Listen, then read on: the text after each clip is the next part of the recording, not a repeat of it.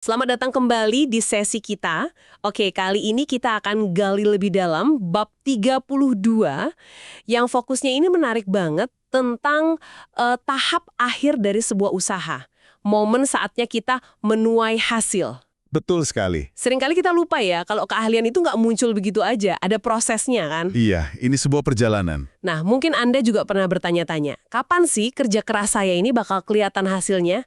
Yuk kita coba bedah fase akhir yang krusial ini sama-sama. Nah, ini penting. Jadi, inti bab ini sebetulnya memahami perjalanan menuju penguasaan itu.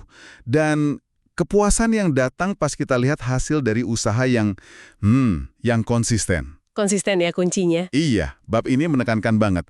Hasil panen itu cuma datang dari apa yang udah ditanam. Nggak bisa ujuk-ujuk panen kalau belum nabur. Oke.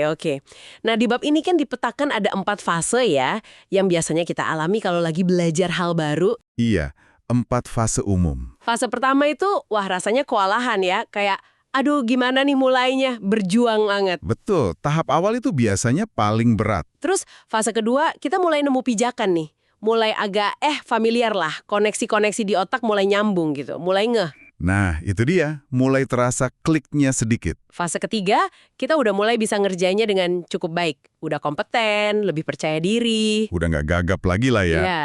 Nah, fase keempat ini nih, ini puncaknya.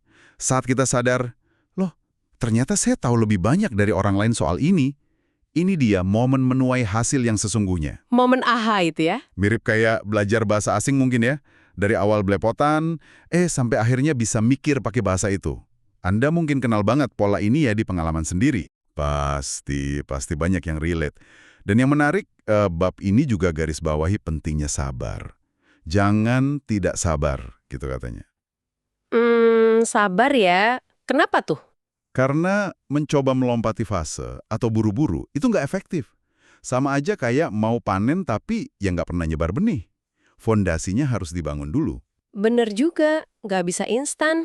Iya. Ini ngingetin sama kutipan-kutipan yang ada di sumber Anda juga kan? Kayak Miguel Indurain itu, yang penting terus kerja, nggak peduli cuacanya gimana. Oh ya, yang soal sepeda itu ya. Atau Seneca, yang bilang, bahkan kalau panen gagal pun, ya harus tanam lagi. Proses menabur ini, itu nggak bisa di-skip. Oke, jadi sabar itu penting, tapi sabar aja cukup nggak sih? Kayaknya sumber ini juga nekenin soal menguasai dasar-dasarnya kan? Betul banget. Ini nyambungnya ke sana. Ini penting nih, jadi bukan cuma nunggu, tapi aktif membangun fondasi lewat sistem dan rutinitas. Kayak sistem manajemen waktu yang mungkin pernah Anda coba terapkan. Iya, ya. Jadi, waktu dasar-dasarnya itu udah jadi kebiasaan, udah otomatis. Kayak nyetir mobil lah, kita kan nggak mikirin lagi gimana cara oper gigi. Udah di luar kepala ya. Nah, baru deh kita bisa fokus ke level yang lebih tinggi. Jadi, menguasai dasar ini bagian menabur yang krusial banget supaya nanti bisa menuai keahlian itu. Tepat sekali. Dan penguasaan dasar ini membuka pintu ke konsep berikutnya yang juga penting di bab ini, yaitu redundancy, atau istilah lainnya berlatih melebihi standar. Redundansi? Maksudnya gimana tuh? Berlebihan gitu? Bukan berlebihan yang negatif ya. Maksudnya, kita melatih diri kita ke standar yang jauh lebih tinggi dari yang biasanya dibutuhkan sehari-hari. Oh, oke. Contohnya gimana? Contoh paling jelas itu pelatihan pilot di simulator. Mereka kan dilatih menghadapi skenario darurat yang, ya, mungkin nggak akan pernah terjadi seumur hidup mereka terbang. Ekstrim banget latihannya. Wah, iya juga ya. Buat apa tuh? Nah, pertanyaannya bagus. Kenapa? Supaya Pas ada kejadian tak terduga, panen keahlian yang udah susah payah didapat itu nggak hilang gitu aja. Nggak panik. persis, itu dia intinya. Redundancy ini membangun kapasitas cadangan. Jadi pas krisis beneran datang, kita nggak cuma bertahan, tapi bisa tetap fungsi dengan efektif. Jadi kayak punya bantalan gitu ya? Betul. Ibaratnya, kita bangun lumbung padi yang nggak cuma cukup buat nyimpen hasil panen, tapi juga tahan badai. Jadi hasil panennya aman. Ini bukan cuma soal mencapai keahlian, tapi juga melindunginya. Oke. Jadi makin jelas nih gambaran besarnya. Kalau kita coba rangkum dari bab ini ya, pertama, panen itu nggak instan.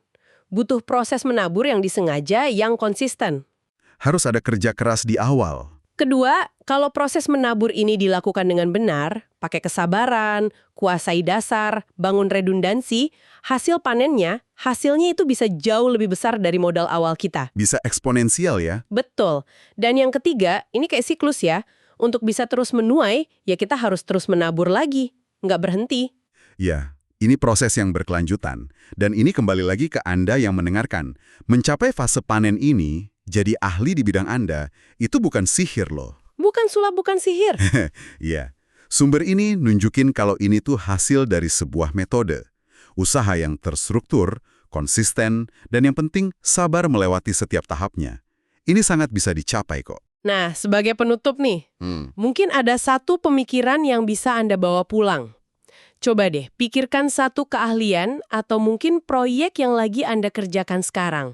Di mana Anda mungkin merasa, aduh kok masih di tahap awal terus ya? Masih sering kewalahan atau baru mulai nemu-nemu dikit celahnya.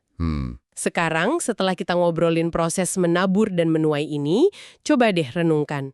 Benih kecil apa, tindakan konsisten atau sistem sederhana apa yang bisa mulai Anda tabur hari ini juga, supaya nanti, suatu saat, Anda bisa benar-benar merasakan kepuasan memanen keahlian tersebut.